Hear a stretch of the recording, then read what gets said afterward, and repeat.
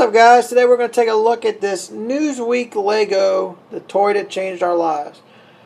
Came across this in a dollar store. I think it's fairly new. I got the camera off the tripod, so this might be a little shaky, but I can tell you right off the back, there is a negative to this book, and it is right down here. You see that? Look at that retail, $10.99. So this is an $11 magazine. But with that being said, it's actually a pretty good magazine. Now there are some downsides to it, I'll tell you. I've read it pretty much cover to cover, and we're going to see how quick we can go through this.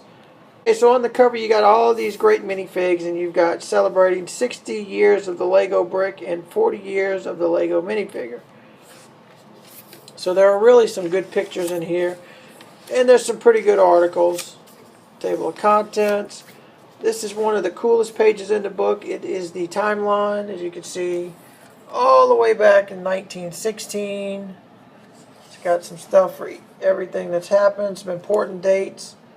Look at that! Look at that old set right there. That's some of the original Lego bricks right there. Here, the timeline continues all the way up to 2017. An original wooden train, that's pretty cool. It's got an article on how the brick is made. Now, I will tell you, these articles, the lighting might be a little bad in here, guys. These articles are very, very well done. They're very cool. They're good reads. The problem with them, I've found, is they're too short. I mean, look, it's telling you how the brick is made, and that's it. It's like a half a page, a couple paragraphs. That's it. That's all you get. When you turn over, we got more pictures. Then here we got the mini faces of the minifigure. This explains a little bit of the creation of the minifigure as we know it today. This one is a little bit longer. Goes on to the next page, talks about the design, talks about some of the key designers. And then yet we have more of that, and it ends with the brand new Harry Potter minifigures with the posable short legs, which they do talk about being a new exciting feature. I'm trying to get this in the light where the glare won't kill it too much. So then we got some more pictures, an article on one of the first Lego sculptures, or one of the most famous Lego sculpturists, Nathan Sawab. I can't even pronounce his last name, but you know who that is. But it's really just a Q&A, and that's it. Some really cool builds, a couple pages. I just think that this should have been more set up as a book, and the articles should have been longer. So then you got some brick facts, some more cool pictures from a brick fair. Now this is where the book gets really cool. You've got some of the greatest sets from Lego history. So we'll just flip through it real fast. And then there you go. There's everybody's favorite train, the Emerald Knight. Now that's not my favorite train, but that is a lot of train collectors' favorite train. I skipped over the space set, which is everybody's favorite space set. Look at this amazing build right here. Look how big that is. That is an amazing build. Then we got an article on Lego ideas, which again is too short. Nicely done, just too short. More pictures. This talks about Lego learning in the schools.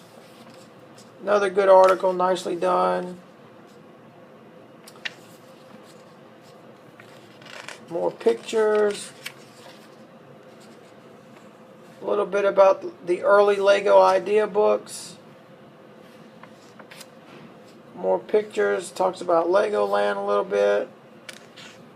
There's some more. Those are from the idea books. And then this talks about the Lego movie. This is a question and answer with one of the original designers, or one of the people, an executive from Lego. Talks about the making of the Lego movie. There's Emmett. Here's an article about Lego architecture. I think what they tried to do in this book was they tried to capture all of the current themes and some of the history And it's really a good read. Like I said, I just think the Lego, here's inside the Lego factory, I just think the Lego articles are too short. I mean, some of these articles could have been stretched to half this magazine if they really wanted to. And I know that, I mean, the downside I would tell you is they tried to fit too much. Of course, you got to have an advertisement for Newsweek because this is a Newsweek publication. Then here it talks about Star Wars and their timeline. They're just trying to fit too much into this one book. And then here we end up, we talk about the mini worlds of Lego Brick, which is basically kind of a recap of a lot of themes that that have been done and are continuing to be done.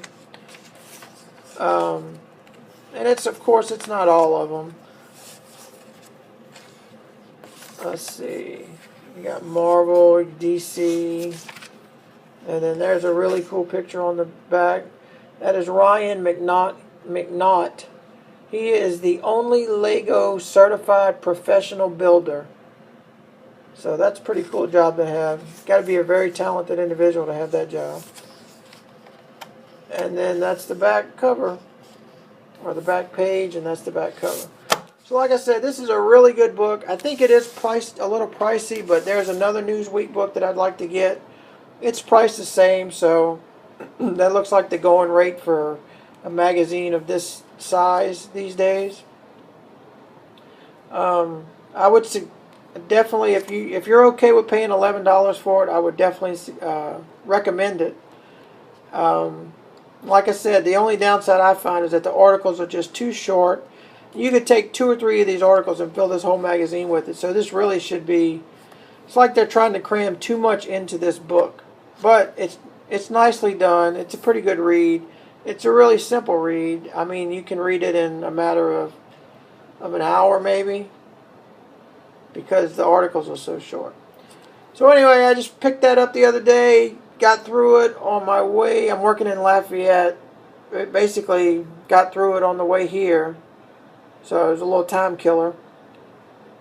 Perfect for a road trip. Perfect for sitting at home doing nothing.